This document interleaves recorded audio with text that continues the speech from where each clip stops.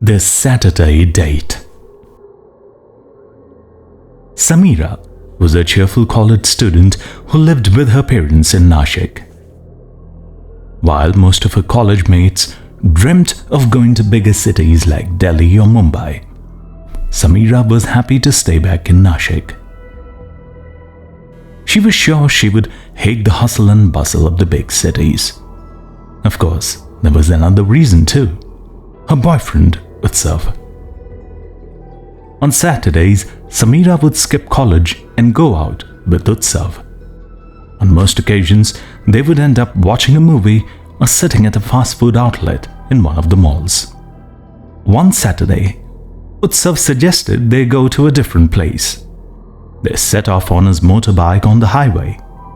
Then they went on a muddy road to see what lay ahead. Their effort paid off, and they were pleasantly surprised to find an area greener than the other parts of the city.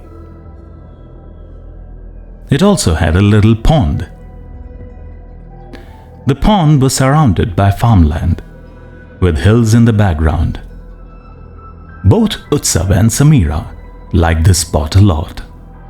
Utsav stopped the bike and they both got off. "What a lovely place," remarked Samira and flopped down on the grass near the pond.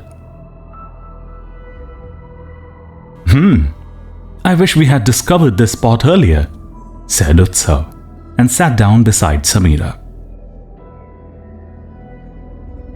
"Wouldn't it be lovely to have a little cottage here?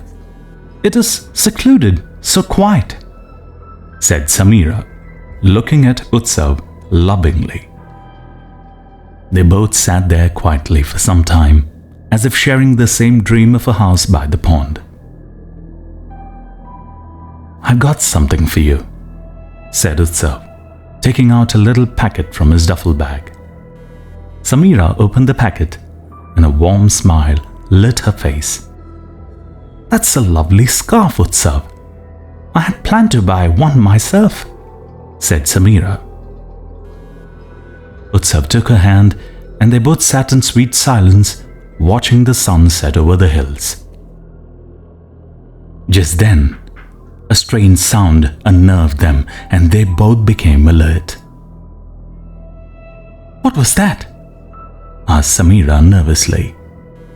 "Yes, it was a strange sound," said Utsav.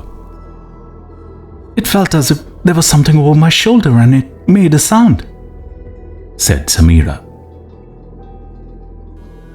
It was getting late and dusk had begun to settle over the place, so they decided to go back, Samira to her house and Utsav to his hostel. That night, as Samira got into bed, she thought she heard the same sound she had heard by the pond. She was startled for a little while. Then everything was quiet and she went off to sleep. The next day, Samira's parents left for Pune. They would be away for 2 days to see Samira's ailing grandfather. Samira had decided to stay back. She would be all alone in the house. It was decided that her cousin Seema would come over to keep her company. Seema was the same age as Samira, and the two girls were looking forward to this arrangement, as it would give them a good opportunity to gossip and have fun. That evening, Utsav too came over, and 3 of them had a good time playing cards. The girls had cooked food, and Utsav planned to join them for dinner. "So, have you cooked dinner, or do I have to go hungry tonight?" teased Utsav. "It's almost 9 o'clock." "Stop talking and play," said Samira a little impatiently. Soon the card game was over, and Utsav set the table for dinner. After some time, Samira was heating the food while Seema was in the dining area. Utsav was watching television in the living room. Suddenly, there was a strange sound in the kitchen. Seema ran into the kitchen to find out what it was. She was shocked at the sight. "Please come here, Utsav. come quickly!" Seema screamed hysterically. When Utsav didn't come, Seema rushed to him. "Samira, I think she has been possessed." The words did not immediately register in Utsav's head.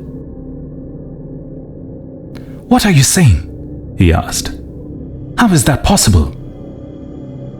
Seeing Seema's panic-stricken face, he rushed into the kitchen. The kitchen was absolutely cold. It was as if the room had an air conditioner on full blast. The lights were off, although Seema clearly remembered the lights being on when she had run out to call Utsav. Utsav shivered and felt his way around the dark room, groping for the light switch. He switched on the light, and at that moment, Seema screamed. What Utsav saw was the most horrific sight he had ever seen. It would have been straight out of a horror film. Samira was sitting cross-legged on the floor. Her arms folded across her chest. Her face was contorted. A ghoulish grin was plastered on her face.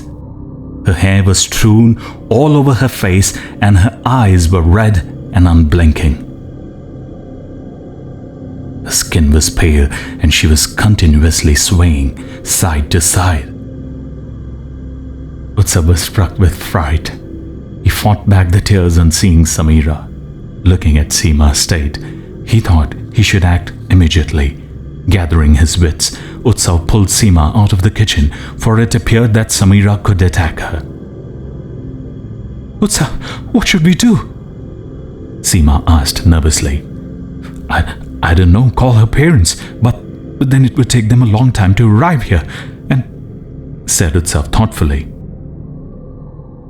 "Do you think she's possessed, or is it some kind of an epilepsy?" Seema shrugged her shoulders. Seema and Utsav went to the kitchen again. Samira was sitting in the same position. Seema mustered courage and spoke. Who are you?" A guttural voice answered Seema, alternating between a man's voice and a woman's voice. "I am Madhurima. I want my husband here, now." On hearing this, both Seema and Utsav retraced their steps. "I think I should inform Uncle and Auntie," said Seema. She hurriedly dialed the number, but the phone kept ringing and nobody answered. "What do we do now? Call for medical help?" said a perplexed Utsav. No, I don't think that will solve the problem," replied Seema. Now the loud banging of utensils made them run back to the kitchen. Samira was holding vessels all over the floor. "Oh God!" said Utsav and stepped back to avoid getting hurt. Then a thought struck him. "God! Hey Seema, I'll run over to the church and ask the priest to come over. They help in these situations." But it's raining outside, and if you leave, I'll be left alone, and she..." said Seema nervously. Utsav and Seema decided to tie Samira to a chair. Utsav would then go out and get the priest. They somehow managed to get hold of possessed Samira and tied her to the chair in the kitchen. Utsav then rode his bike through the rain as fast as he could. He reached the church and explained everything to the priest. The priest agreed to accompany him to the house. At Samira's house, the priest signaled to Utsav and Seema to keep quiet. Then he spoke to the possessed. "Who are you? And why have you entered this woman's body?" "I am Madhurima, and I was buried near the pond at the outskirts of this city," the spirit replied in the same harsh and guttural voice. "You must leave this woman peacefully," said the priest. "She has done you no harm." "Never. the spirit said in a firm voice. I want revenge, and I can connect with the outside world through this woman's body. Do you think I will let go of this opportunity? Never. The priest then took out his cross, recited some prayers, and held the cross over Samira's head.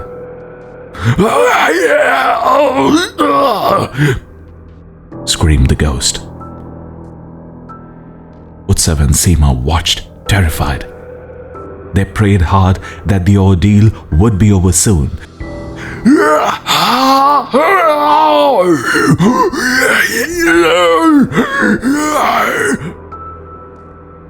Howled the spirit once again, and then Samira collapsed. The spirit has left this woman now, said the priest. But we will have to go to the burial site and give the dead person a proper funeral. Only then will her spirit leave this house. The next morning, Utsav drove the priest to the place that the spirit had described. It was the place that Utsav and Samira had visited the previous day. They dug up the place near the pond where Utsav and Samira had sat. True to the spirit's words, a skeleton was found in the site. The police were called in. They confirmed that a woman named Madhurima had been murdered, and in all probability, the suspect was her husband.